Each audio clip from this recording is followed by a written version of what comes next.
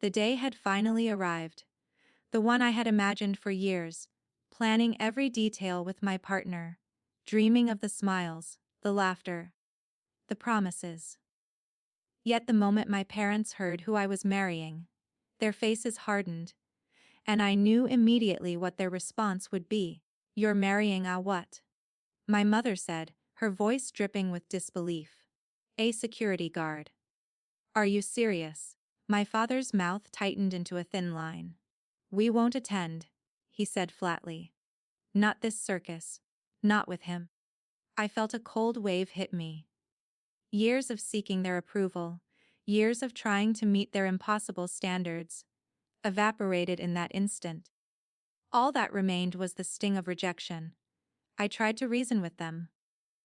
I reminded them of the man I was marrying, the kind, loyal, and hardworking person who loved me beyond measure. I spoke of his integrity, his dedication, the way he made me feel safe and valued every single day. But their response was the same: judgment, dismissal, and absence. "I don't care how good he is," my mother said, her voice rising. "We don't associate with people like that. Our family doesn't marry beneath us." I wanted to scream. I wanted to cry. I wanted to turn around and cancel the wedding altogether, just to punish them. But I didn't. Instead, I swallowed the pain, straightened my back, and made a choice. I would not let their cruelty define my happiness. I would not allow them to control the life I was building. The morning of the wedding, the house felt emptier than ever. Invitations had been sent, flowers arranged, the hall decorated perfectly, yet their seats remained conspicuously vacant. I could see my friends exchanging sympathetic glances, aware of the void my parents' absence had created. When the ceremony began, I held my partner's hand tightly. Every step toward the altar was a step away from their judgment, a step toward the life we had chosen together. My heart pounded not from fear, but from determination. As I exchanged vows, promising to love, honor, and cherish, I realized something important: their absence did not diminish the meaning of this day. In fact, it made it stronger. Their refusal to support me became a quiet catalyst, a reminder that I was finally free to celebrate the love I had always deserved. That day, surrounded by those who truly cared, I understood a truth I had long ignored: happiness is not granted by family approval. It is earned by standing firm in your own heart. And mine was unshakable. The wedding began in a swirl of colors, laughter, and music, but the absence of my parents loomed over me like a shadow I couldn't shake. Every cheer, every toast, every hug from friends reminded me of what I had lost: the approval of the people who were supposed to love me unconditionally. Yet, as I stood at the altar, looking into the eyes of my partner, I felt a calm strength settle over me. The people who truly mattered were here. My partner, radiant with love and reassurance, squeezed my hand and whispered, "We've got this. Today is ours." The ceremony flowed beautifully. My best friends held back tears as they watched us exchange vows. The officiant smiled knowingly, sensing the depth of the love that filled the room. The energy was electric, filled with joy, not judgment, and with every step I took, every promise I made, I felt the weight of my parents' absence begin to lift. During the reception, the empty chairs reserved for my parents were impossible to ignore. Guests noticed them too, some giving sympathetic looks, others quietly shaking their heads at the audacity of my parents' boycott. But instead of letting it ruin the day, I chose to let it fuel me. Every smile, every dance, every clink of glasses became a subtle declaration. My happiness did not depend on them. My partner and I laughed, danced, and celebrated with everyone who loved us for who we were, not what our parents thought we should be. The speeches were heartfelt, some full of humor, others filled with tears, but all genuine. I could feel the love surrounding me in a way I had never experienced with my family. By the time the evening drew to a close, the pain of my parents' absence had transformed into quiet resolve. Their boycott had not ruined my day. It had made it clear who truly mattered in my life. Those who stayed, cheered, and supported us became family in a way words alone could not explain. And as I looked at my partner, knowing we had weathered this storm together, I realized something profound. Love isn't about bloodlines, social status, or approval. Love is about loyalty, support, and presence. Today my parents chose absence, but I chose joy. And that choice would define the rest of my life. The celebration continued late into the evening, and everything felt almost perfect. Friends and extended family laughed, shared stories, and danced, creating memories I knew would last a lifetime. But I couldn't completely relax. My parents' absence was still a raw ache in the back of my mind. I had tried to ignore it, to focus on the joy around me, yet a small part of me longed for justice, or at least truth, to catch up with them someday. I didn't expect it to come in the form of a 10-second video. It happened almost by accident.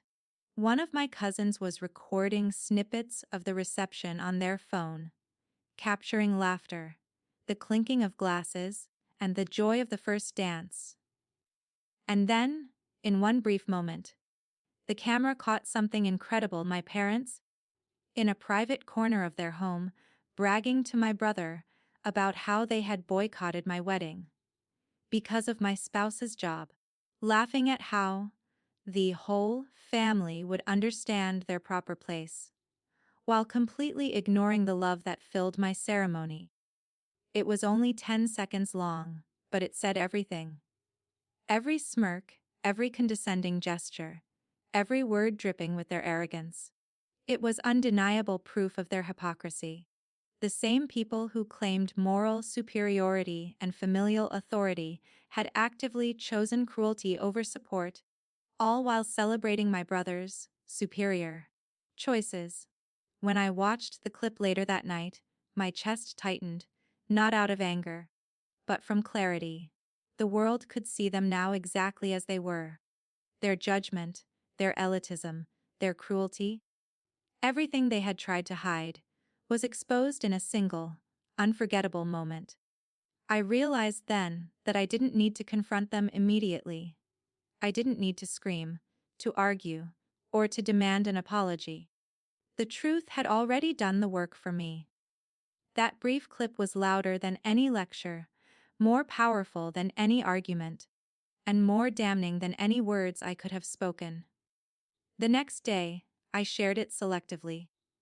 Only with family who had been witnesses to their favoritism, those who had always silently judged them, but lacked proof. The reaction was immediate: shock, whispers, disbelief. For the first time, my parents' carefully constructed image of control and respect was shattered.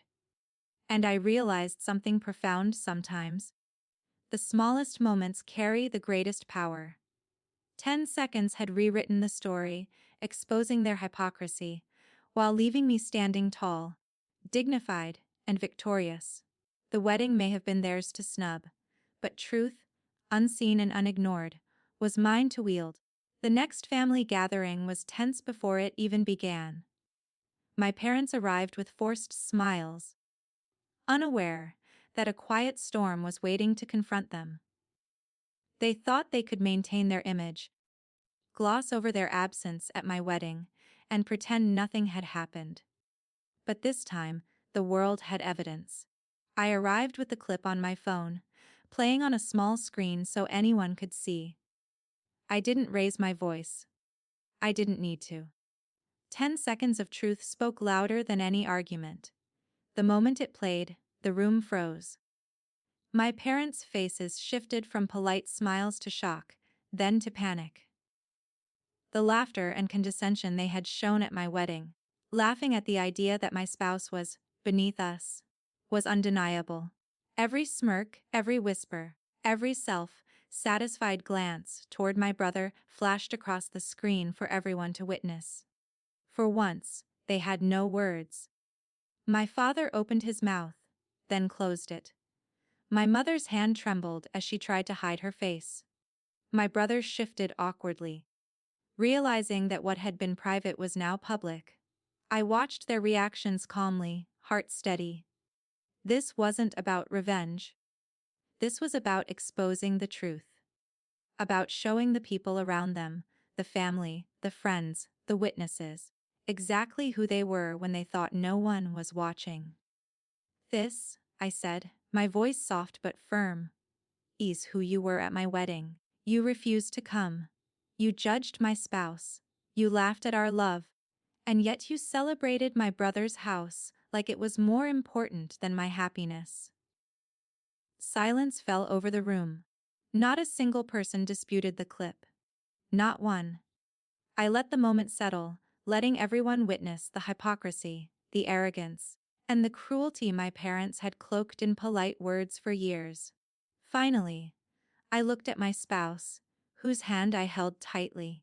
Their support and love had carried me through the darkest moments, and now, their presence made the truth undeniable. This day, I said, is about love, not approval. It's about joy, not judgment. And it's about integrity, something you refused to show me then, but everyone can see now. The clip ended. My parents sat frozen, their carefully constructed reputation shattered in just 10 seconds. I didn't need to say more. The truth had done its work. And for the first time, I felt completely free. Because some moments, some truths, cannot be ignored, and some revelations, no matter how brief, change everything.